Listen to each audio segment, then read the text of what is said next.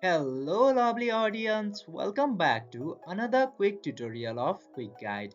In this video, I am going to show you how can you change the name of your Facebook page. So without any further ado, let's dive right into this exciting video. Firstly, you have to open your Facebook application. And after opening the application, simply click to your account button and select your page into here. And after doing this, your profile will be switched into page. Then simply again click into that place and click to settings and privacy. Now go to settings, and after going to settings you can see your name option here. Simply click into the edit button beside the name.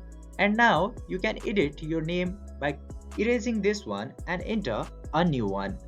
And then click to this review change option. By following these very easy steps, you can also change your page name into Facebook. So, I hope this video was helpful. If yes, don't forget to like, share and subscribe to the channel to never miss another update. Thank you for watching the video.